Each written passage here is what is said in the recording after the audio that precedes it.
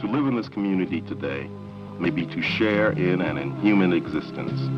One must learn from implausible models the speciality of survival.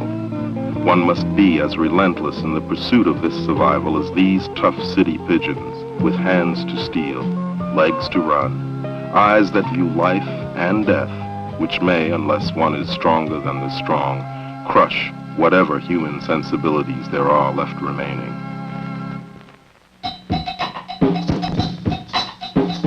One might ask, how does one learn the specialities which separate man from what we consider the lower animals?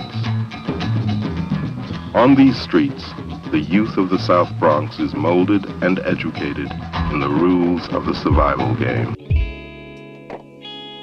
Growing up in the Bronx during the 80s, that was the time where crack really hit the inner city, and you have friends who had brothers and sisters and aunts, maybe mothers that was using. I didn't think it was gonna be better. That's just the way life was. You learn how to grow up and get immune to it. You get used to it. During that time, they did it in your face. People didn't really care. You know, a little kid was standing there and they got a crack pipe in their mouth. There's times where I've seen people just sleeping in the staircase, homeless. People sleeping on the roof. It was part of everyday life. My life was full of struggle and pain. Working at jobs where I was making teenager money. Working at a job where I bent backwards, and when I get a raise, I get a 25-cent raise. I didn't get what I felt I deserved. Felt expendable. And one day my brother-in-law, who always inspired me, he went and got a CDL and he said, hey, go get your permit. And he showed me one of his pay stubs. He had a $2,500 paycheck after taxes with a Class B. So I'm like, ooh, okay, you know what? If he's getting that with a Class B, what a Class A gonna get me?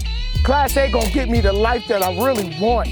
Class A is gonna allow me to go buy that $350,000 house so I ain't gotta live in the projects. Every time it rains, the ceiling leak, and I gotta be up 3 in the morning with a bucket.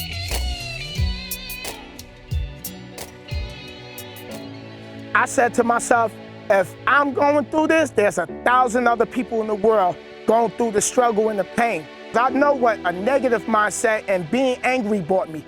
Being angry every day ain't bring me nothing but more things that made me mad. The more you complain, the more things that'll come along to make you complain more. So I said, okay, I know what the negative side of having an attitude will bring me. Let me see what positivity will do. So I had to start moving myself from around people who just didn't want better. You gotta surround yourself with go-getters, and that was my mentality. I'm gonna surround myself with people who want better in life, and that's where I'm at. And now I'm sharing my story because I feel like this. When it's all said and done and I'm no longer here, what did I do to change something in the world? What will people say about me when I'm no longer here? I had to go through the pain and the struggle to grow. Going through the pain and the struggle built my character. It taught me what I'm able to withstand that the world can throw, because the world is an ugly place and life don't come with a blueprint. And everybody go through trials and tribulations. You can get out of your current condition, but you gotta condition your mind. You gotta program your mind.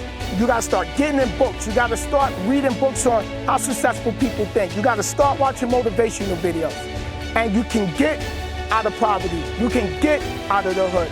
You can get back on track with your bills and your goals and get out of debt.